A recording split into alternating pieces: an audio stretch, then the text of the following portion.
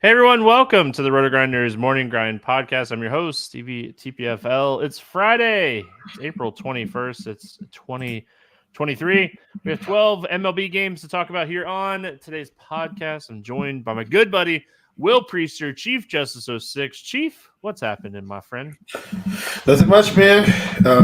Here to break down another big slate on a big Friday, or a big Friday slate. Excuse me. So, always pumped to come on and talk MLB, man. One of my favorite sports. I was a basketball player and a baseball player, um, for a little while, and I had to quit baseball because I sprained my knee sliding the second. And my basketball coach said, "Hey, no more baseball," because I was a starting point guard. Well, baseball is a sport I still love, and in terms of DFS, absolutely my favorite. So glad to be on, brother, and talk yet again. Oh, yeah, man. Plenty of injuries in my day when it came to baseball. One that eventually ended my career. But yeah, I mean, I'm excited. I'm always excited to talk baseball. Everyone knows that. I think this slate is fantastic overall. I mean, there's a lot of different ways to approach this slate. I thought my night was like over super early on Thursday night with the first inning that Weaver had, but he bounced back to save the day, I would say. So still some life in the DFS streets for me, and the prop streets are looking pretty good. So I mean, that's always a good thing. When you have Muncy over total bases and you have some Luke Weaver strikeouts, it's a good start to the night anyway. So see what happens, but excited, man. We got 12 games. I mean, these are the slates right here. These are the slates that I like. You got to dig some deep. You got to go deep. So let's jump in and get started. We get started with the best game of the night. I'm just kidding. Tigers and Orioles, 9 total in this one. Wells against Lorenzen. And Baltimore is a 180 favorite. Any interest here in Michael Lorenzen? No. Yeah, absolutely shelled his first game out. Against a Baltimore team that's been hitting the ball really well to start this season. So, yeah, I mean, Lorenzen's not someone I wanted to play anyway. And the fact that Baltimore is like top 10 in a lot of stats against right-handed pitching, I got no interest here in Michael Lorenzen. Tyler Wells, he is facing Detroit. He is cheap. Do you have any interest in Tyler Wells? Man, if it was a small slate, Stevie, I think I'd have some interest. I just don't think I can with the size of this slate and the options we have. I don't think he's necessary. If this was yesterday's slate, I'd have tons of interest in Tyler Wells, but I don't think the slate is gonna, force me into having to take him. And so I think I'm going to leave him off. I think there's enough upper tier, mid tier for me to get some good exposure and more strikeouts. Yeah, I mean, Wells isn't a huge strikeout guy. He's at 18% through 2 starts this season.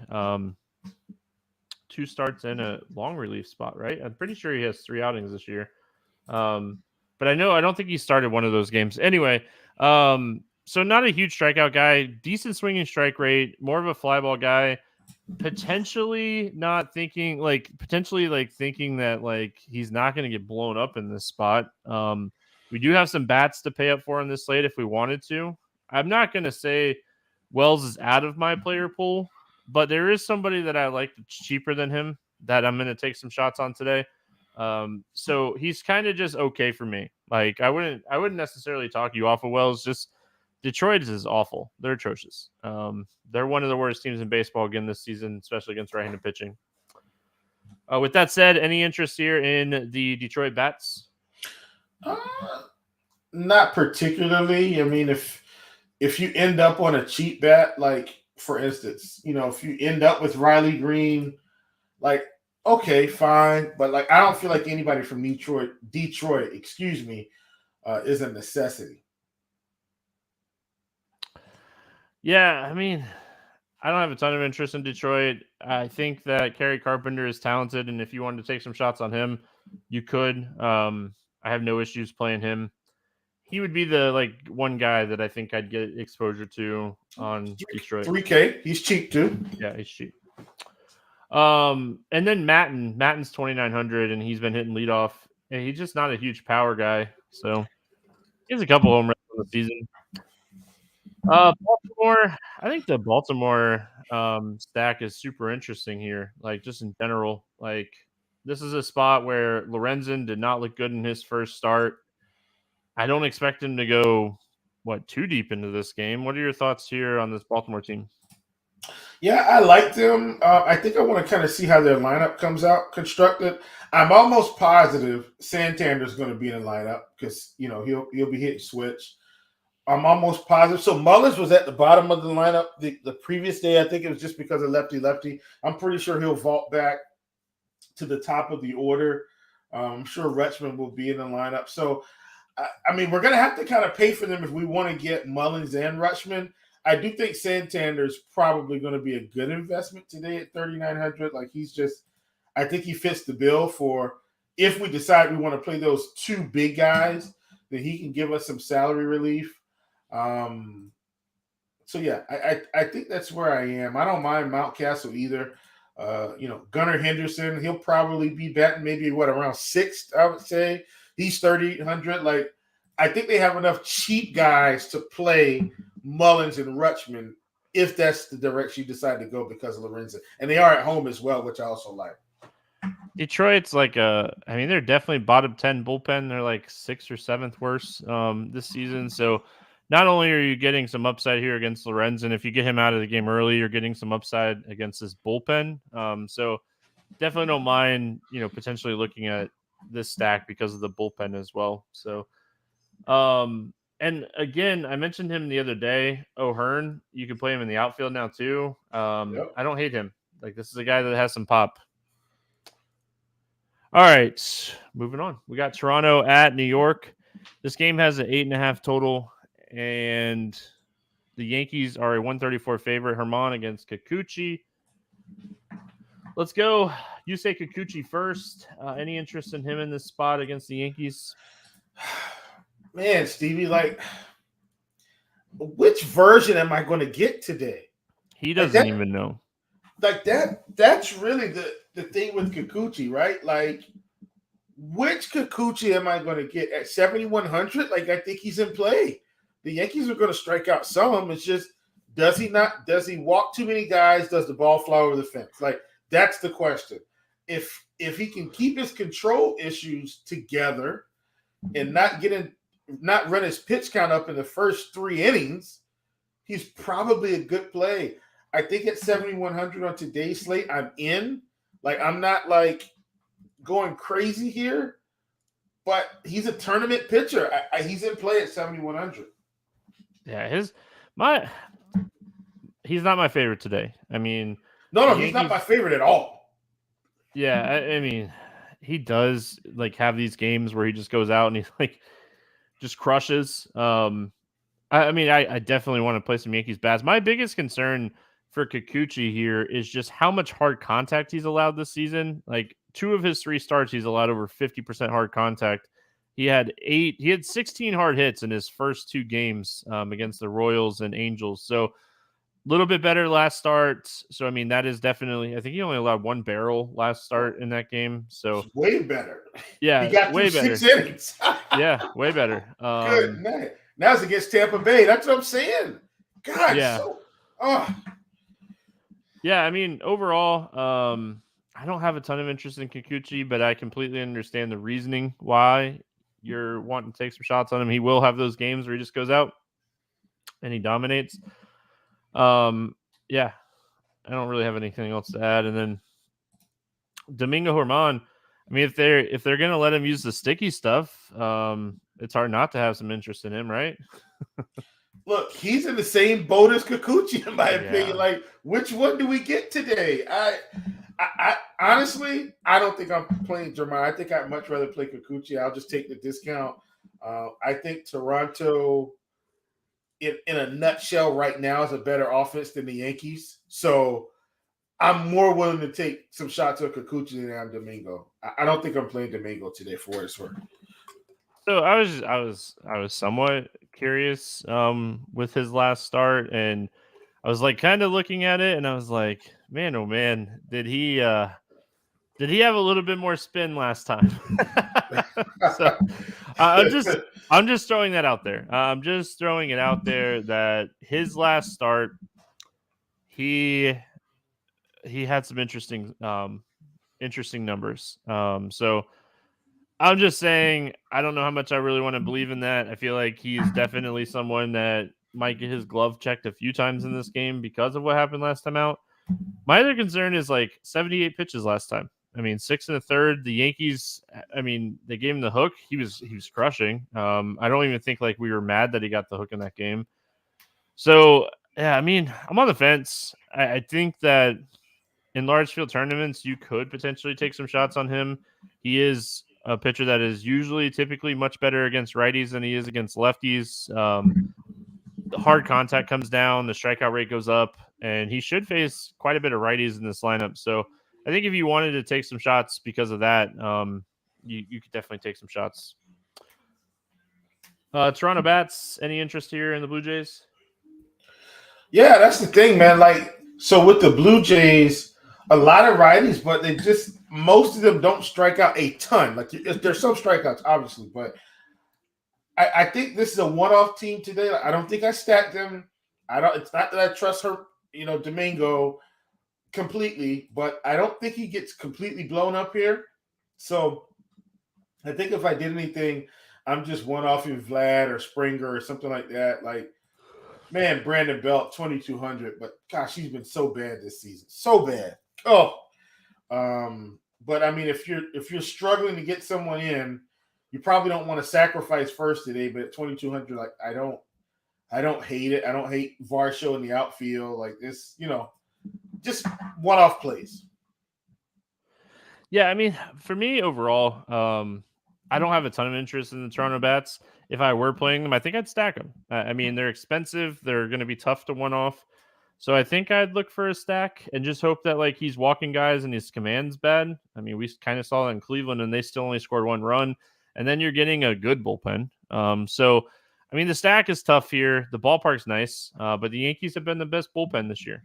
I mean, so that's one thing that you have to keep in mind is, I mean, they're still an elite bullpen, and stacking against them is still somewhat tough. Yeah. The Yankee side, I mean, I like this spot. Like I said, I think that Kikuchi, he's solid, right? And if he's off, I mean, there's so much power in this lineup. This game's in Yankee Stadium. I think the Yankees stack very much in play today. Yeah, I don't hate that. Like, this is the one time where I want to play Kikuchi because of the upside and the possibility of it all. And I also want to play the Yankees for their upside and the possibility of it all. So it will be a spot where if I'm playing Kikuchi, I don't play any Yankees in that lineup. I just set a rule in lineup HQ. And if I'm playing, if I'm playing any Yankees, man, I wish DJ LeMahieu was the DJ LeMahieu from Colorado where he just got hits and scored all the time. That's not him anymore. So I still think he's fine. But, Judge is always in play, man. He's just got so much upside. And I think you'd really build around him because most of the other pieces on this team, outside of, Rizzo, who's only 4,300, these guys are cheap. So you can really build the way you want. All right, moving on. We got Colorado at Philadelphia, 9 total in this game. Philly's a huge favorite here, minus 290. It's Nola and Davis facing off against each other. Do you have any interest here in Noah Davis? I mean, had a good first outing against a fairly good offense. I think I'm a little interested, Stevie, at 5,600. Like, Philly's been striking out a ton. Like, if you look at the numbers, at least as of this season, I've already kind of adjusted just so I can kind of see every day where guys are, like, in their progression. Philly's not like some low strikeout team. So I don't hate Noah Davis at all. I mean, Stott's at 24, Turner's at 24, Schwarber 22, Castellanos 23, Brandon Marsh 23, Real Muto 24. Now they've got Baum at 13, Cave at 20, Harrison at 12, but there's still some strikeouts here. At 5,600, That's probably your cheap guy. Definitely my cheap guy, and we'll see how it goes. Yeah, I don't like him at all today. I Oh man, completely I'm understand. shocked. No, I know. Like, there's another guy. I still have a guy down here, but I mean, he's not a huge prospect guy. He doesn't have plus stuff from everything that I've read. He is going to tend. Going to tend to generate a little bit more ground balls, but I mean, really, the only sample size that we have for Noah Davis is Double A. I mean, he's barely pitched in Triple A. He threw an inning in the bigs last year, so like we can't really go off of that. In Triple A last year, he only threw 4 innings. So like looking at his stats from Double A of last season, he doesn't project to be like this big like strikeout guy. He struggled with home runs. Like this game's in Philadelphia. I think they have some pop in this lineup. Listen, the Phillies disappointed me big time yesterday. I see some people mentioning like Kyle Schwarber. I mean, Feltner pitched really good against them, and I mean, doesn't make much sense, but baseball doesn't make sense sometimes. I'm going back to the well in the Phillies here. I really don't think this is a spot I want to play Noah Davis. I mean, the bat projects him on the season to have a 1.62 whip with a 17% K and a 10% walk rate. So, I mean, if we want to look at the numbers and we want to look at what he had in Double A, I'm just worried overall. Where I mean, decent strikeout numbers, but fly balls and home runs seem big. And I mean, at the end of the day, that's what we're kind of targeting. So, don't think I'm going to play any Noah Davis today. You mentioned before we got started, if there was ever a spot for Aaron Nola to get right, here it is. I couldn't agree more, man. Like what is going on with Aaron Nola? Like this has to be the spot that he comes out and dominates. If we're gonna instill any confidence in playing him anytime soon, this is the spot he needs to go dominate. Yeah, he's 9,400. I mean, he's probably my deep dive pitcher of the year so far, Stevie. Like I've kind of watched a couple starts. I've tried to figure out what's going on. I've looked at Baseball Savant, FanGraphs, Plate IQ, just trying to figure out like what is happening because he hasn't really pitched well, even in spring training. He was getting knocked around, and really much hasn't changed. Like he can still get some strikeouts. Don't get me wrong, but he was giving up a lot of extra base hits. Like it's just atypical things that have been happening, and you know he has had some angle issues in terms of his pitching, and maybe that's contributing.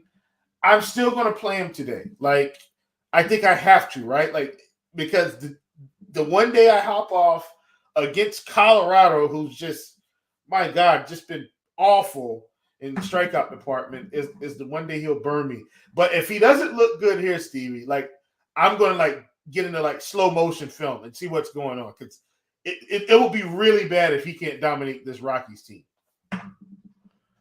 Yeah, I mean, looking at the advanced stats for him, I mean, he really just needs to stop throwing the sinker. It's getting smashed. But overall, I mean, just kind of looking at the advanced stats, he's not generating as much movement on some of his pitches. His mile per hour is down 1 to 1.5 on average across his pitches. I mean, that's huge. So, I mean, maybe just slow start to the year kind of thing for Aaron Nola. Like, he's above average pitcher. Like, and Absolutely. I think we just have to kind of trust the talent and hope that like he gets right and like the velocity starts to come back a little bit here. The spot's fantastic. I think he's going to get plenty of run support. I really like the Philly bats, and I think if he can get a little bit of a lead here and maybe pitch with a little bit of confidence, it would be big for him. Yeah, but I will say this, Stevie. Like this is my last tidbit because I'm not going to hang us up on Aaron Nola, but I know he's having some location issues. Like when I watch a couple games, like he struck DJ LeMahieu, like in the Yankees game, if I remember correctly. His first at bat, he struck DJ LeMahieu out on a killer curveball, and then he tried to do the same thing to not Aaron Judge, to Gleyber Torres. And I mean, he just meatballed it. Like, you know what I'm saying? And he did that a couple times. Like, okay, this time the location was great. The next time it's basically incredibly hittable, and the guy's hitting a double off the wall. Like, so I don't know. But once again, I'm trying to just watch his games to just see how he's attacking it. Anyway, I just want to throw that out there. All that to say, I'm watching Nola. He's on my watch list. I'm still playing him today. What's weird? Okay? I wouldn't say it's weird, but what's interesting about what I was talking about his velocity. Like his first start of the season, his velocity was normal. It's kind of dipped. And shout out to Richie in chat, like YouTube. What's up, YouTube? I don't think I said hi. What's up? Hope y'all are doing well. Thanks for hanging out with us. He could. I mean, is he someone that's taking a little bit of a hit because of the pitch clock?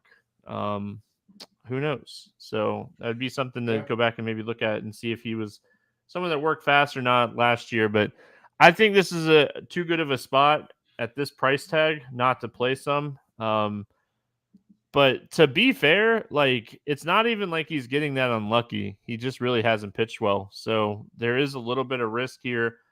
He potentially going to be one of the higher owned pitchers. So, I mean, that's definitely something to factor in. I think Ohtani's the chalk. I would assume Ohtani's the chalk. Ohtani's my favorite pitcher, so I would assume he's the chalk. But anyway, yeah. Let's talk bats in this game. Anything here for the Rockies? I still think I'm fading the Rockies, Stevie. So let's just go with that. Not going to worry about the Rockies. I'm going to trust that Aaron Nola gets the job done and go from there. Yeah, I think I'm going to trust Nola too. I think if you're playing a lot of Nola, if you want to get different, you could definitely hedge stack with some Colorado stacks, but not my favorite. Philadelphia side of this game, I mean, they're one of my favorite stacks on the slate. I really love this spot for them. I mean, like I said, I just don't believe in the talent for Noah Davis, and like he really just hasn't pitched enough, I feel like, at like any big league level. So yeah. I'm loading up on a Philly stack here. I know they burned me yesterday, but whatever. I'll go back to it's DFS, and we have short memories here. Yeah, I don't hate that at all. I mean, look, Trey Turner's always in play for me, man. Like, and now that he's, ahead of Schwarber's got somebody that could be on base. He can have a different approach at the plate. I like him too. But really, like I said, Noah Davis is just kind of a cheap play for me. I don't think he's fantastic. I just think he's one guy like below 6K. If I want to try to get some big bat exposure, I'll plug him in. But definitely don't hate the Phillies bats here.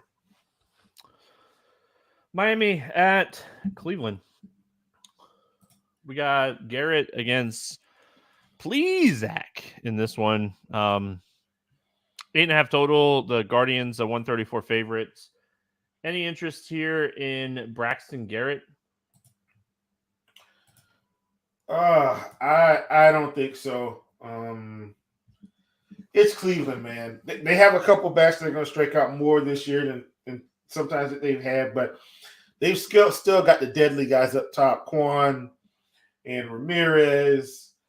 I don't think I'm playing Braxton Garrett here. Yeah, I mean, I don't think this is the craziest play. Cleveland's going to be a lot better this season against right-handed pitching than left-handed pitching. So, like, if you wanted to take the lefty in this spot, I don't hate it. I just don't know if he has, like, a giant ceiling. So I don't know how much I really want to play him. But, I mean, if you wanted to play a low-owned cheap pitcher, I don't hate it. And then Plesac gets a fantastic matchup here against Miami. But, I mean... Good God. He's just not a huge K guy. No. Honestly, Stevie, Cleveland pitching leaves a lot to be desired. Like Cal Quantrill doesn't have it. Plesac doesn't have it. They just throw a lot of strikes. Yeah. I mean, they've got Bieber, but even him, he's not the K guy he was, but prior to the injury. Boy, what they wouldn't do to get God, what's his name? They can have Corey Kluber back. Yeah, and the Corey Kluber experiment in Boston is not my favorite. Yeah, so I all that to say, I can't do it. Like I want strikeouts. I want some form of upside. I know he got 20 against Seattle. That was 6 strikeouts, but that's just not him. And I'm willing to take the fade even against Miami. Yeah, I mean, I like the matchup. I just don't like the pitcher. I mean, he has got a little unlucky this season, and he doesn't typically get blown up. He's a ground ball guy. He's going to live in the BABIP streets, so he's going to kind of range from good to start to bad start. I think his ceiling is probably like 2025. I don't know if that's enough. I think Garrett on the other side has maybe a little bit more like higher ceiling than him. I agree. Yeah, I mean, overall, like it's not like I like the Miami Bats. I really don't want to play anybody against him. I mean, you could play Jazz or Soler, but they're both really expensive. Soler's been hitting the ball really hard to start the season, so definitely something to note. And Jazz is just someone that can get it done so many different ways with his stolen base upside. Any interest here in Miami? Okay, Stevie, watch this. No, I don't want to play Miami either. But it's just like two bads going against each other. I don't want to do either. Jazz is very expensive. He's got some upside. Maybe Jazz has a one-off. He's either going to strike out, walk, or get a single and steal a base and hope he comes home. But I don't like really anything in this game. Yeah, like I said, I mean, Jazz or Soler would be the only two that I have interest in. And on the Cleveland side, I mean, you can always play Jose Ramirez against anybody. But Correct.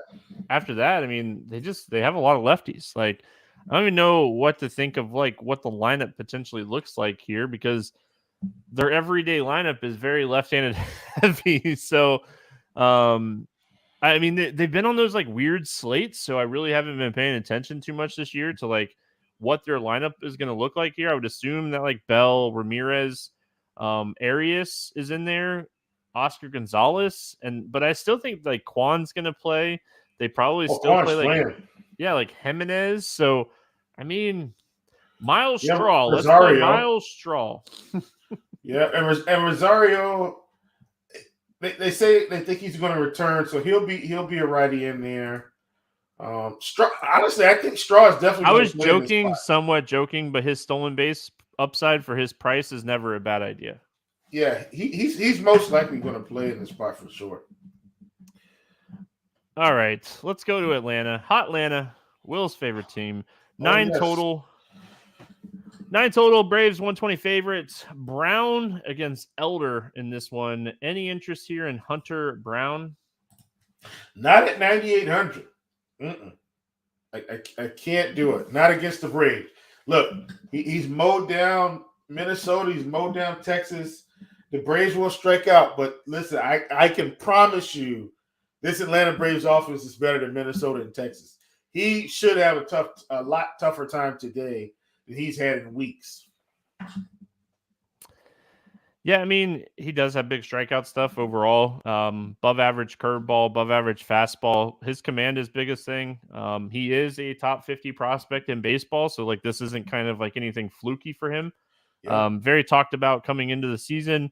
We saw him a little bit last year, like 20 innings, and I mean, he had decent strikeout stuff, limited hard contact, and he's a ground ball guy. I mean, his stuff just generates ground balls. He's never had a home run problem. 106 pitches in AAA in 2022, 0.42 home run per 9. Big time ground ball guy. The price, if this dude is 8,500, I'm taking shots on him. Like, it's as simple as that. Like, if he's cheaper here, like, entice me to play him. Entice me to take a shot against one of the best offenses in baseball. So I hate the price tag on him. It bothers me that he's so expensive. I will say 9,100 on FanDuel, little bit more doable, little bit, but you're really hoping for like a quality start and win over there. And I don't know if necessarily you're going to get a win here. Like, Atlanta's fantastic. Houston, I mean, they've been okay. I will say, like, the one thing that Houston has going for them is Bryce Elder on the other side. But I mean, we got two prospects kind of facing off against each other here. I am more likely to take some shots on like Hunter Brown's strikeout prop than I am to play him in DFS at this price. I think the talent is there. Like I said, everything I've read about this kid is big time. And I mean, that's always very helpful. I mean, yeah. And like I said, he's a top 50 prospect in baseball. It's not like this is fluky. Elder on the other side of this game. You have any interest in your boy here? Man, look. I'm hoping Bryce Elder can be serviceable this year, Stevie.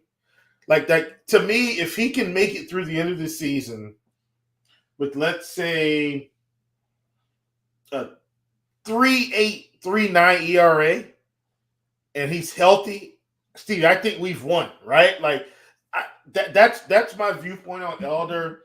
So I'm saying that to say I don't feel like he's going to have some big strikeout game here. Houston's not the same offense. I get it. Like I know, but I don't think I want to play Bryce Elder today. They've still got some bats. Like Tucker's still there. Alvarez is still there. Bregman is still there. I gotta believe Jose Abreu is not going to sit the rest of the season with a 30% K rate to righties. Like that's not been who he's been ever. So I don't see that materializing throughout the course of the season. I'm expecting him to turn a corner. So I can't play Bryce Elder in good faith. I hope we win this game. I still think we can win this game, but I don't want to play Bryce Elder today. And like Houston, they're a middle of the road team this season against right-handed pitching. They're striking out a bunch. They're at 24.1%. That's high. I think league average against right-handed pitching right now is 22.8. I think is what I read the other day. Oh yeah. I mean that was a couple days ago, but I would assume that it's right around. Say, let's just call league average 23%. To round up, right? I mean that's still over league average. They have the 11th highest strikeout rate against right-handed pitching this season. Elder just doesn't project to be a huge strikeout guy. I mean, this isn't a guy that projects to be a huge K guy. He doesn't have a plus fastball. He doesn't really have a plus pitch like to strike guys out. I mean, he struck out St. Louis. He had a really good game. He struck out Cincinnati. He had a really good game. Came back to being Bryce Elder against Kansas City, a team that is not good. Like they're one of the worst teams in baseball against right-handed pitching this season. So, I mean, like I said, he doesn't project to be a huge K guy, around like 20%. I don't love the spot for him. I really want to attack like big strikeout guys against Houston. And I think at this price tag, I'm okay with leaving him on the shelf. Hey, I'm good with that too, Stevie. And let me just shout out my man Dave. He said Houston gets Altuve back, they'll pick back up. Dave, let me correct you here. Everybody knows this is the Michael Brantley show. They get Michael Brantley back, that's when they'll pick it up. Inside joke for the show, Dave. If you haven't heard that one before. But anyway, on to the next. You realize, oh, Pete Alonso home run. I think I hit all my fantasy pick'em plays today. You do realize that like Brantley's coming, like he's rehabbing this weekend. He's supposed to go. Oh, I can't wait for 3,500 Michael Brantley. Oh boy. I mean, it'd be so better than $2,000 Brantley. Like, what were they doing with that? Anyway, like Houston bats. Any interest here in the Houston bats? No. I think they're another one-off team. I don't want to stack them, but like for instance, Alvarez can get off on anybody, but he's 6,400. Tucker could get off. And really, Tucker's still having a good season so far. Like everything looks good for him. Bregman's 4,900. Like I said, they still got bats, Stevie. And Jose Abreu, he's 3,800. I'm telling you, Jose Abreu is not going to sit at a 30% K rate. Stevie, I think I might take some one-off shots. Like even though Abreu's like been bad, he's 3,800, bro. Like this guy's a professional. This has to come around. Like at some point, Abreu's going to be 4,500 this season. I think I take some mini shots on Houston here, some small shots. Yeah, so I mean, you talked about like deep dives. So I was looking into Houston the other day, and this is a guy last season averaged a 92.2 average exit velocity. My man's at 86.6. He's just not hitting the ball hard. His xWOBA 370 last year, never under 350 except for his rookie season. The dude has a 289 xWOBA and a 36% hard contact right now. This is an average, like throughout his career, average around a 7% walk rate, 3.5. He's swinging outside the zone. He's not hitting the ball hard. I agree with you. He's a professional. But right now, what we're seeing is a guy that's just flailing at the baseball. And it's really tough. Like, he is usually really good. And from what Right. we've seen this year, man, it's tough. Yeah. So until I start to see some of this stuff change around, I'm struggling to play him. Struggling. I mean, like Houston in general here. I mean, Alvarez is someone you can play against anybody. Tucker is expensive. Those would be the two guys that I have the most interest in for Houston. And then just trying to find some cheap bats to go with them is tough. So I don't know how much Houston I play today. I'm not a huge Elder believer, but I am a believer in taking some shots when it's necessary. I mean, these prices, it's tough. It's tough. Maybe a secondary stack for Houston and pairing them with like a cheaper stack that you like today. Because like I said, if you're stacking Houston, I think you have to get Alvarez and Tucker in there. They're your two best bets. Yeah.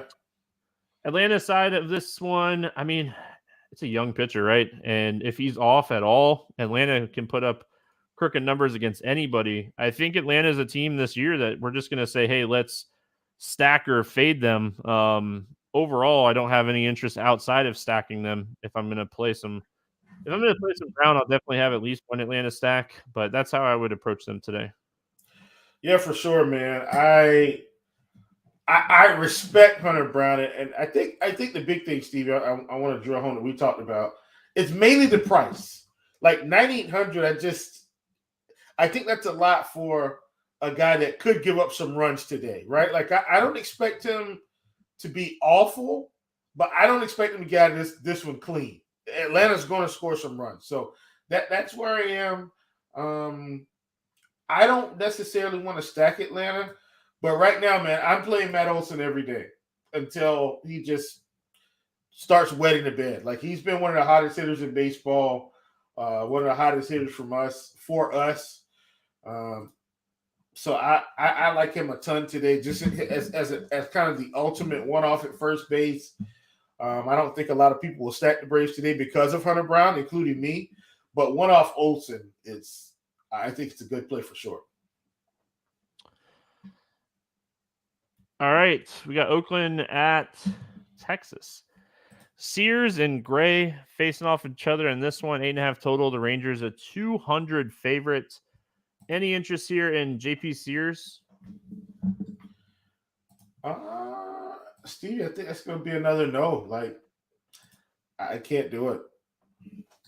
And I mean, not a promising strikeout pitcher in the majors so far from what we've seen.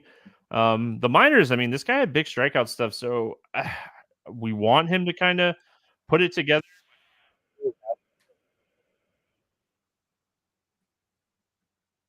But overall, I know he's eventually going to put together some starts. I mean, this is a guy that was a pretty big prospect, and he just really had never panned out. And like I said, in AAA, I mean, this guy had big strikeout numbers. So could I see him having some big strikeouts in a game? Sure.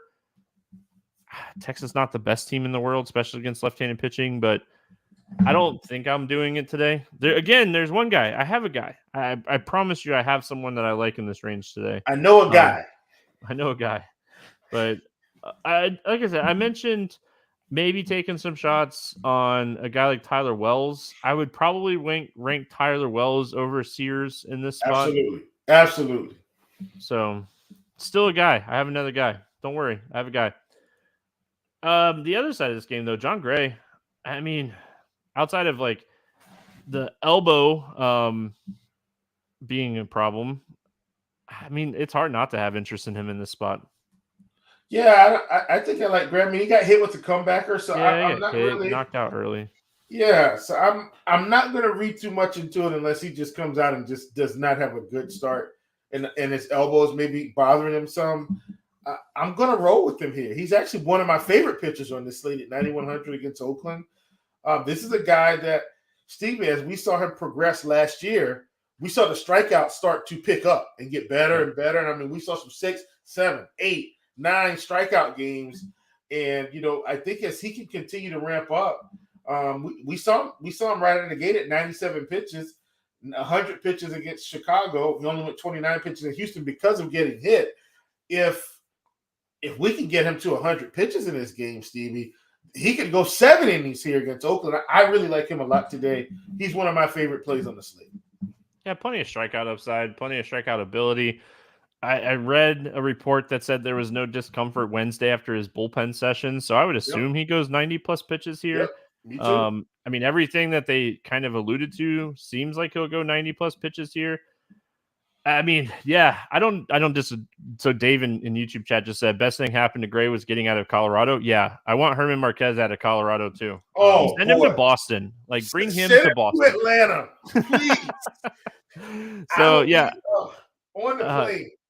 John Gray was always very talented. He just pitched in a really bad ballpark. So a ton of interest here in John Gray. Any interest here in Oakland? Negative. I mean, like the guys that like we would take some shots on, like Rooker, he's dealing with like a hamstring injury. And then Laureano is dealing with an injury as well. The guy that like kind of presents some upside stolen base wise. So, I mean, this could be even a more watered down lineup for Oakland. So yeah, no interest for me. Any interest here in the Texas bats against Sears? Yeah, I've got some slight interest, man. Jung has been good at 3,900. He's at third. Like, I like some pieces here. I think as a whole, just being able to stack this team, like, yeah, you got Semien at 5,700. I know Seager's on the IL, but the rest of these cheap pieces, man. Himes there, Stevie. He continues to be cheap. He's 3,600. Like, I like some little pieces from Texas against Sears today.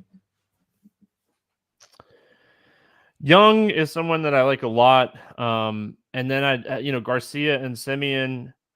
I don't know if I full stack, and they're somewhat expensive. Yep. So like it's just kind of finding like 3 that makes sense for me on Texas today.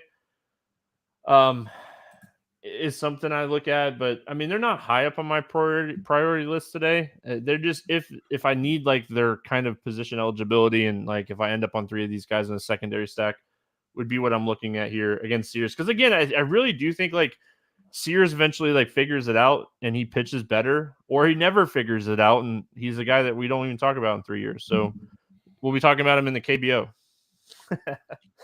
Man, do you know Eric Fetty's in KBO now? I do. You know that? I did. He's having a blast, Steve. I mean, striking out 6-7 guys a game. He plays for the NC Dinos. The Dinos hurry back. We miss you. I miss stacking against you. It's like, like when you're having a bad week in DFS, you're just like, all right, when is Bumgarner pitching?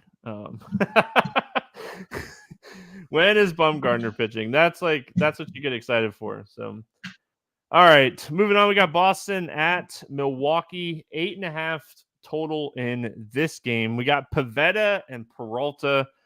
The Brewers are a 1. Did he really? Bumgarner got DOA'd today? Oh, I did not know that. I'm so sad now. You, Philip, are awesome for letting me know, but you also ruined my day. I'm going to miss Madison Bumgarner. Dang, man. All right. Pitching in this one. Any interest here in Nick Pivetta?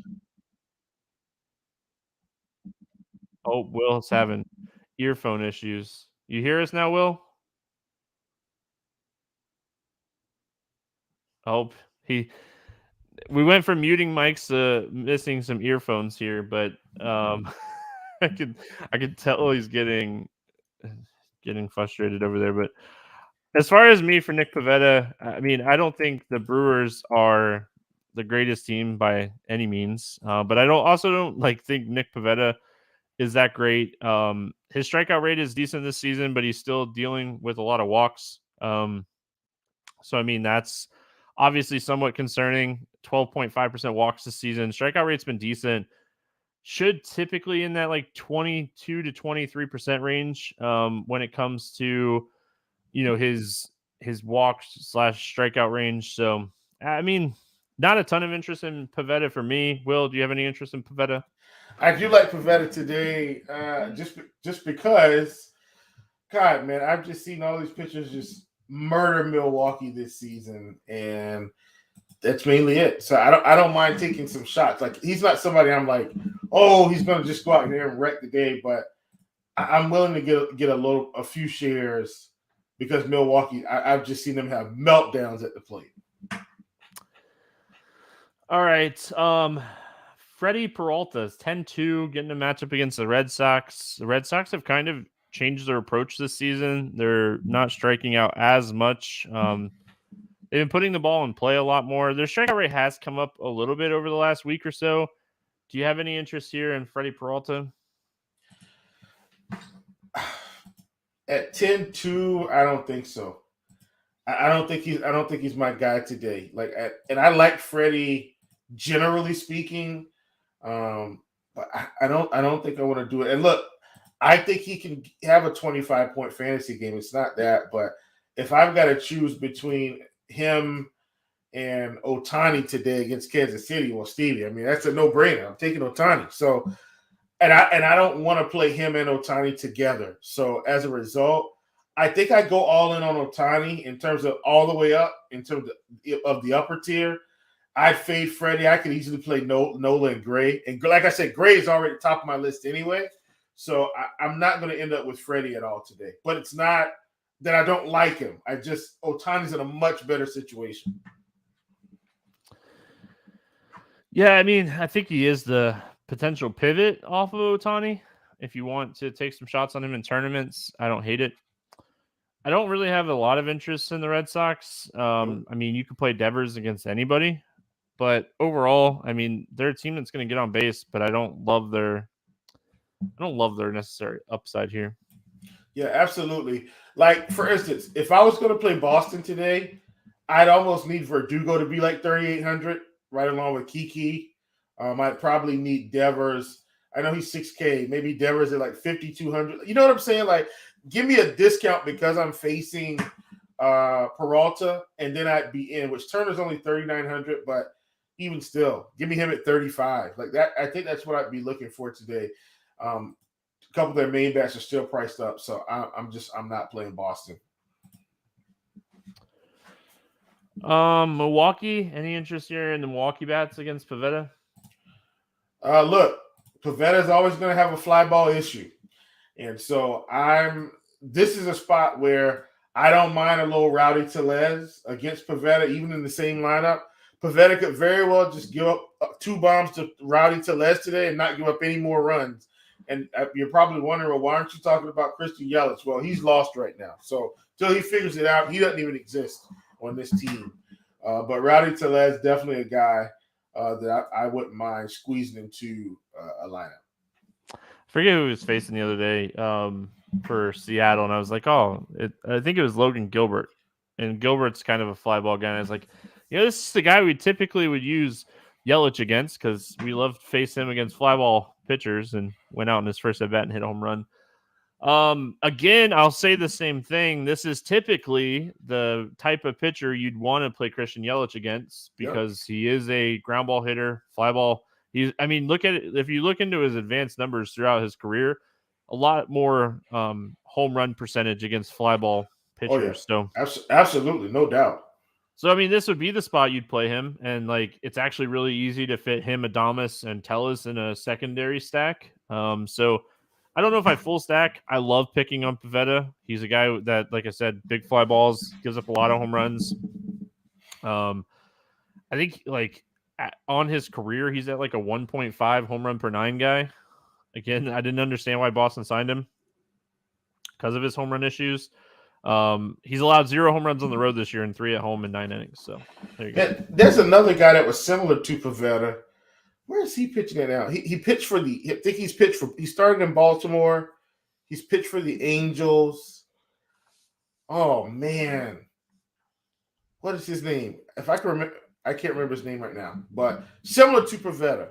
Can get some strikeouts, but man, massive fly ball guy. I can't remember who it is, Stevie. It'll come to me. All right. Moving on, we got Washington at Minnesota. Williams against Molly in this one, 7.5 total. Molly is a 205 favorite. Well, I'm going to be honest. I don't think this game plays. I mean, looking at like the forecast for this game, it's going to be in the 30s with potential snow / sleet / rain. I think this is a game that gets canceled pretty early in the day for what it's worth. If it does play, it's just miserable conditions. Miserable conditions. Like play or not play, I'm not playing Trevor Williams. No chance. Yeah. Nope. Not doing it. I mean, if the game plays, I mean, it's hard not to have a little interest in Tyler Mahle. Like, you know, a little. Yeah, I mean, Washington's bad. There's no doubt about that. I'm just worried about the conditions. The conditions are going to be atrocious. This team has a 58 WRC plus against right-handed pitching this season, by far the worst in MLB. Them in Kansas City, they're like Kansas City's 61 and then Colorado's third worst at 76. So like it's a huge gap between like 28th and 29th and 30th for WRC plus against right-handed pitching this season. But I mean, I would have interest in Mahle. I want to see what the weather looks like. Night before weather looks awful. Like I said, I don't think this game plays. It has a really low total because the weather is going to be bad. This is going to be one of those games that we load up like Weather Edge, and it's going to be like weather, negative 30% runs scored, bump to pitchers if it plays. So yeah, I mean, Tyler Mahle would be in play. It's just more of I don't think the weather's good, and I can tell you for certainty I don't have any interest in the Washington bats. Same here. And honestly, like the spot isn't bad for Minnesota, but with these conditions, it's really hard for me to play a lot of Minnesota bats. Like, again, I want to see like what Kevin Roth has to say and if this game even plays. But I mean, looking at it right now, I don't have a ton of interest. It would be a great spot for Joey Gallo. Came back against the Sox earlier this week. This would be a great spot for him. Like, a pitcher that doesn't generate a lot of strikeouts, gives up some home runs. Joey Gallo, big power guy. I mean, it would be a spot. I wouldn't mind playing him. And Julian's been really good at second base, and he's cheap, but I don't like the conditions. The conditions in this game look awful. Yep. All right, Kansas City at LA, taking on the Angels. 8.5 total. Ohtani against Clark. Ohtani and the Angels, a 300 favorite in this game. Honestly, he should be. He should be. Well, I guess I should say it's Clark opening and Yarbrough long reliefing, and his long relief this season max is like 46. We're not touching either one of these pitchers. No. And yes, I know the Dodgers keep hitting it to the track. What are they doing? Gosh. Anyway, but you're not touching any of these Kansas City pitchers either, right? Negative. Not touching the pitchers. And look, like, forget the track. I wish they would have poked it through. I took Freddie Freeman fantasy points. He walked, stole a base. He's right there, Stevie. Just needed to come home. And now I'm hoping that either they can bat around in the top of the ninth or that nobody scores so we can get him back up in extra innings. Like, I need Freddie Freeman to get these extra points because I'm right on the cusp of something good here. Right on the cusp. We're all rooting for you, Will. We're all rooting. I'm rooting for more free baseball. Well, listen, I'll tell you my card here. I took James Outman over 1.5 hits, runs, RBIs. Muncy over 1.5 hits, runs, RBIs. Freeman over 8.5 fantasy points. He's at 7. I took Tatis over 7.5, Soto over 8, Xander over 7.5. So Xander got you there. Yeah, Xander's there. Soto's halfway there. Freeman's all the way there. Tatis has nothing. Outman and Muncy have already cleared because they hit home runs, obviously, so they cleared it in one at bat. So I'm on the cusp. Something really nice happening here. Tatis is up right now. Yep. All right. Let's talk Ohtani. You know, he's Love him. 10-8. Yeah, I mean, what's not to like about him? He struggled last time out. He didn't pitch very deep into that game. I don't know exactly what the situation was. I'll tell you what happened, Stevie. So what happened? The game started. A downpour came. That's right. He was out for like an hour and some change. Yeah, it was like an hour and 20 minutes. Yeah, and none of them came back. Him neither. Whatchamacallit. So that's why he ended. So he's good. Should be. Yeah, it was like an hour and 30 minutes, hour and 20 minutes. Now I remember. You refreshed my mind. Thank you. Yeah, I mean, business as usual here for Ohtani against one of the worst teams in baseball against right-handed pitching. Top pitcher on the slate, one like he's up here. Everyone else is kind of down here. Like Yeah. he's clearly the guy today. Yep, plug him in, Stevie. Like we don't have to sell you on Ohtani. I have no Kansas City interest whatsoever. Negative. Like I am a firm believer in playing Bobby Witt Jr. on FanDuel until they price him up, but not in this spot. Yeah, I'm with you. Angels. Any interest in the Angels here against what's going to be like Yarbrough and Clark? I mean, look, some of them are like Renfroe, 5,400, Ward, 5K, Trout, 6,200, Anthony Rendon, 4,100. Man, I hope he gets back to hitting well and being healthy. This would be great for this team. I think the Angels are like a secondary stack team, Stevie. I don't want to full stack them at all. They're so expensive. They're secondary stacks and one-offs. That's it. Yeah, I mean, Renfroe is expensive. He gets one or two at bats here against the lefty. He has pop against both sides. Problem with like when Ohtani's pitching, it's really hard to like fully stack this team because one of the best hitters is not playable, and you know it kind of stinks. But pricing is not overly cheap here on some of these guys. So I mean, if you're stacking them, you're probably going like Trout, Renfroe, 3 cheap guys. And I don't know if that necessarily works out, but that would be how I would approach the Angels today if I was going to play them. All right, San Diego at Arizona, 9 total in this game. Pick'em game, Gallen and Lugo facing off against each other. Any interest here in Seth Lugo? Lugo's been okay, Stevie. At 80, he's 8,500 now. He's facing Arizona. I think he's on the list, but like I'm not going to massively play him. Like let's say I'm running 150, maybe I get up to about 15%, but like I'm not. Maybe 10%. It's probably better. I don't think I want to fire up too much Seth Lugo, even at Arizona. Arizona, they don't have a lot of power, but they're a pesky offense. Yeah, I mean, it's really cool to see what Seth Lugo is going to be doing, like what he's been doing so far. I mean, this is a guy that pitched out of the bullpen the last 2 seasons, so it's good to see him, you know, kind of have some decent starts here. Like he pitched really well against Atlanta. He pitched really good against Colorado. The Milwaukee game, he didn't even necessarily pitch bad, but he didn't pitch great. I mean, if that makes any kind of sense, but I don't know. Like, can he continue to keep this strikeouts up? Not pitching, like just going out and throwing an inning or two, but he's at 24%. Arizona, they're not a team that walks a lot, but they're also a team that puts the ball in play a lot. So I don't know necessarily what his ceiling is here. I don't hate it. I don't love it. If I'm playing 150, he's probably my player pool. Yep, that's how I feel. But Arizona, like you said, Arizona's just pesky. Like, they're like gnats. We should also note that like they did say the roof is supposed to be open for all 3 of these games, all 4 of these games. So roof open in Arizona with great hitting conditions. It's going to be closed on Sunday, but it's supposed to be open on Friday and Saturday. So we're getting like 85 to 90 degree weather with the roof open here in Chase Field. So, I mean, hitting conditions, some of the best hitting conditions that we have on the slate.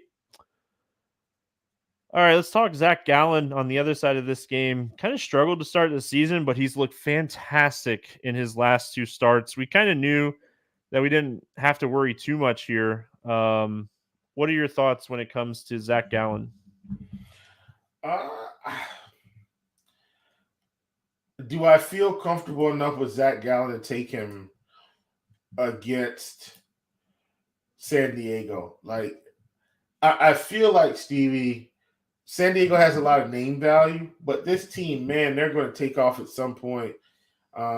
We also saw Zach Gallen have 2 performances against Milwaukee and Miami, which I value, but those offenses aren't San Diego like we saw at the beginning when he had to face them and the Dodgers, and the Dodgers aren't even as good. I I don't know if I want to play Zach Gallen at 9,600 today, and I don't think I am. Like I'll settle with Gray. I'll settle with Nola at 9,400 against a bad offense. I think I'm going to pass on Zach Gallen despite these massive performances against what I consider to be pretty high strikeout teams for right now. Yeah, I mean, I actually one of us is gonna have a good day today. Because like we're really opposite on pitching today. Like we've been pretty much the same on bats, but we've been very opposite on pitching today. The bottom half of this lineup is atrocious. Like Matt Carpenter had a good little stint there last year with the Yankees. Dude has a 129 ISO, 268 WOBA, and a 32% K rate. They have 4 guys that have a strikeout rate over 32% towards right-handed hitter or pitching on the bottom half of this lineup. And like Machado looks atrocious at the plate. Maybe he gets going eventually, but it's just not looking good at all for him. So, I mean, you're really just kind of fading Cronenworth, who strikes out plenty, and then Bogarts. Soto's just an all-around good hitter. Like Soto is a guy that you just hate facing because, I mean, he walks and he's so patient and he's so good at the plate. Like he's just not a guy you want to face. Yeah. So, I mean, if I have a base open anytime Soto gets up, I'm saving the 7 pitches I'm going to throw to him. I'm just going to put him on. Like just give him the 4 fingers, move on to first base, and call it a day. Because I mean, it's not like Juan Soto is going to be stealing a ton of bases.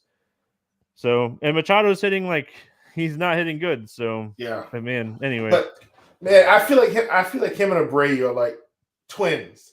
They have to Soto? No. Or Machado and Abreu. Okay. Like, come on, guys. Like, this isn't even you, really. Like, turn the corner here. I mean, Machado. I don't know. Like, so Machado's numbers aren't drastic like Abreu's numbers, but like his xWOBA is like 270, and he's a career like 350 xWOBA guy. But honestly, like even last year, his numbers were down as far as like power and stuff. So, I mean, his last like really good like numbers wise season was 2021. So. His strikeout rate went up a ton last year. He was at 20.7. He's at 22.6 this year. Like career, he's a 17% strikeout guy. So last year was the first year he ever had strikeout rate over 20%. So I don't know what to think of Machado. I know right now it's not good. It does not look good at all. But anyway, all right, let's talk bats. Any interest here in the Padres bats? Obviously, I don't want to stack the Padres, but I don't mind some one-offs just in case. Like you talked about Soto. I don't think Soto's a guy that's going to like just mash home runs every day, but I do feel like he's a guy that can rack up fantasy points. So I don't hate him at all. So Tatis goes from 2K to 5K when he probably should have been more in the 2K range today against Gallen than 2K against Nelson. But hey, you know, who am I? I don't hate Cronenworth at 3,500. Like he's cheap enough. But all in all, I don't want to stack the Padres. Man, just looking at Machado, he's been bad. It does not. His advanced stats are awful. Yeah, I don't want to stack the Padres. Gallen's a good pitcher. This isn't like, I mean, the hitting environment's fantastic, but Soto's price is solid. But again, like he's not really giving you stolen base upside. And if he walks 3 times in a game, you're not getting much for it. Not at this price point. You got to chase home runs. You got to chase ceiling when you're over 5K. And I mean, he's going to hit home runs, but where Judge is going to be like a 40 to 50 home run guy, Soto's going to be like a 25 to 35 home run guy. Maybe. Arizona against Lugo. Any interest here in the Diamondbacks? I don't really want to play them. Like I've kind of been on Corbin Carroll, like a guy that's just, you know, he's been hitting pretty well. He's up to 4,200 now. You know, we were getting him kind of in the 3K range. Now he's up to the 4K range. I still don't hate it at 4,200. You know, I hate Martin didn't play the other night, but you know, I'm hoping he'll be back in this lineup. And so Marte's another guy I don't mind. I don't want to stack them, but I don't mind a couple of those little pieces. So, I mean, Lugo didn't give up a lot of home runs the last 2 years out of the bullpen. But if we look back to like his last season as a starter, I mean, it was 2020, and he had a 1.96 home run per nine. He still had a really good strikeout rate. So I think if you want to attack like this ballpark, you can. And like the good thing about Arizona that we talk about like every single day is like their ability to run. So if you want to play Arizona as like a mini stack or even a full stack, I don't hate it. Seattle, St. Louis at Seattle. 8 total. 142 favorites here for the Mariners. We got Matz and Kirby facing off against each other. Any interest here in Steven Matz?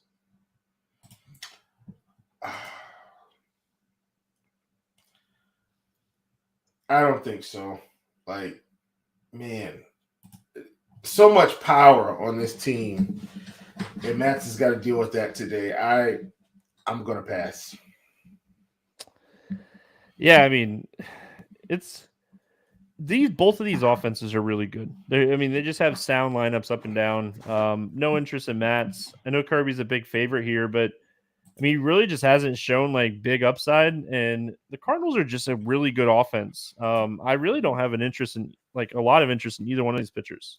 Listen, man, I just saw the Cardinals, I think, score 14 runs the other day, and Paul Goldschmidt did absolutely nothing, like zero contribution to the runs. So yeah. I'm not playing Kirby either. All right, let's talk some bats here. Anything standing out to you for the Cardinals? Look, man, Tommy Edman's my guy. Tommy Edman is actually my favorite Cardinal. Switch hitter, had his first massive game of the year. I mean, just look, no secret he was facing Bumgarner. Tommy Edman is probably single-handedly the reason why Bumgarner's no longer pitching. But you know, I still like Edman a ton here in this spot. You know, they still got the cheap guys like Carlson and Nootbaar, which I don't think Nootbaar will play. I think they're going to bring O'Neill back because I think O'Neill is back in the lineup. So I don't think he'll be in there, but we'll see how Nolan Arenado does. He's a little bit more expensive than I want to pay. Same thing kind of for Goldie. I almost just want to play some of the secondary guys and not play the big pieces, ironically, Stevie. So that's kind of where I am. Contreras, I don't mind 4,500 at catcher, but I think we got enough cheaper catchers. But he's been hot recently, Steve. Like, he's been hot. So I don't hate him either if I'm going to play some of those cheaper guys. That'd probably be my mini stack: Contreras, Edman, and then one of the other couple guys. Seattle side of this game, I kind of like the Mariners here, man. I don't love the ballpark in Seattle, but I like the matchup against Matz. Julio, France, Teoscar is really good against lefties. Suarez, Riley, like all these guys. I think Seattle is a really interesting team on the slate. This is a really good game. Like there should be some hits in this game, and like I don't know like what we're going to be looking at ownership wise. Yeah, I'm not sure either, but I'm with you. I like this game. So Cal Raleigh at 3,900, I think, is really good. You know, you got France at 48, Suarez at 4K, Julio at 59, Teoscar at 47. Like, there's enough pieces to make it work. Do you think? I feel like Pollock should make the lineup, but I don't know. Like, he's 3,200. Yeah, he's been playing against left-handed pitching. Yeah, so he's 3,200. You know, Stevie, I think we can put together a quality stack here with this team. I like them a ton. All right. We finish it out with the Mets and I know a guy. The Mets and the Giants, 8.5 total in this game. Pick'em game. Des Sclafani against my boy Joey Lucchesi. Assuming that he gets called up, but it sounds like he will be called up in pitch. Everything I've read. So let's talk about him, Will. I mean, this is the guy that I've been kind of hinting at the whole show that I have a lot of interest in here. He's thrown 15 innings in AAA this season and 3 rehab starts. I mean, Tommy John, we really haven't seen him pitch since 2021, where he was with the Mets and he had good strikeout stuff. The Giants are atrocious against left-handed pitching. I'm going to keep hammering this home. They're not good against lefties. Their strikeout rates are insanely high against left-handed pitching. I mean, it's 29.2%, and they have one of the lowest WRC pluses. So I think if you're trying to pay up for a stack and you want to go Ohtani, Luke AC is going to be my favorite SP2 in tournaments. I love this spot for him. I love the price. I just hope that he can have a better first inning than Luke Weaver, because I mean Weaver still did fine, but man, if he has a decent first inning, I mean he just smashes on Thursday's slate. Yeah. Yep. I look. I like Luke Casey a ton. I'm with you. Let's ride. That should be the name of this podcast. I know a guy. I know a guy. Yeah, I mean, I like the spot a lot. I like the price. He's just too cheap. Descafani on the other side of this game. I mean, 3 really decent starts. There's an asterisk. Of course. Detroit, Kansas City, Chicago White Sox. Yes. So 3 asterisks. The Mets are just a team that they don't strike out against right-handed pitching. Descafani, if he was facing somebody else, I think I'd have interest here. But I mean, the upside is so limited against the Mets, right? They have a 15.8%. It's so limited. It's 3% lower than the second lowest team, Cleveland. So they just don't strike out. I mean, it's tough. I don't think I want to play Descafani here. Nope. I'm gonna pull a reference from one of my favorite TV shows, The Office. Nope, don't like that. I don't even think I'm playing the Mets bats in this game, though. I just don't. I mean, you could take some shots on Pete Alonso. We talked about him on the podcast yesterday. He hit a home run a little while ago. Mini stack, maybe cheap bats that you think have some stolen base upside, but overall, I don't have a ton of interest in the Mets. Yeah, I'm with you. And now Marte's, we'll see how this goes if he's coming back, which they said he should come back. But I'm with you. I'm not worried about the Mets either, but I'm definitely not playing Descafani, at all. I don't really have any interest in the Giants, man. No. Again, like I said, they have not been good against left-handed pitching this season. Yeah, and plus Joey's somebody we know. It's not like he's some random prospect off the street. This is a guy that was pitching okay for the Padres and just had an injury, came to the Mets. So we're good. I think Joey should be fine. Yeah, ground ball guy. I mean, looking at his AAA numbers, it's AAA, but 13.5% swinging strikes in AAA. Everything I was looking into him, he was still producing ground balls. He was missing bats. I just hope he comes out and does his thing here. It'd be nice to see him. I mean, for him too, it'd be really nice for him to get a good start under his belt. He hasn't pitched in the major since 2021. Yep. All right, let's play the morning grind game, and then we'll get out of here. If you're hanging out on YouTube, feel free to play along with us. Under 8K to get 6 or more strikeouts. Who do you got today, Will? Oh, man, Stevie. I think I'm going with Kikuchi, man. He might also have 6 runs against him, but I think he can get the strikeouts. You say?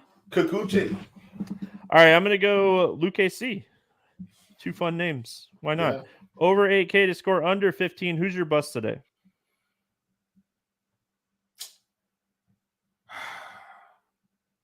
Man, I think I got to go with George Kirby. St. Louis he's gonna have a tough time today. Yeah, I think I'm gonna go Lugo. I like Lugo. Yeah. I wanted to say Descafani, but I hate taking the cheapest guy. So give me Lugo. I don't like Descafani either. Over 4K to hit a home run. Who's going yard today? I talked about this guy, already, Stevie. And I think he's going to town. None other than my good friend, Matt Olson against Hunter Brown. I'm going back to the well. My boy Kyle Schwarber. He owes me a home run after yesterday. I think this is a fantastic spot for him. You're going to see a theme here. Under 4K to get 2 hits. Who's a cheap bet that you like today?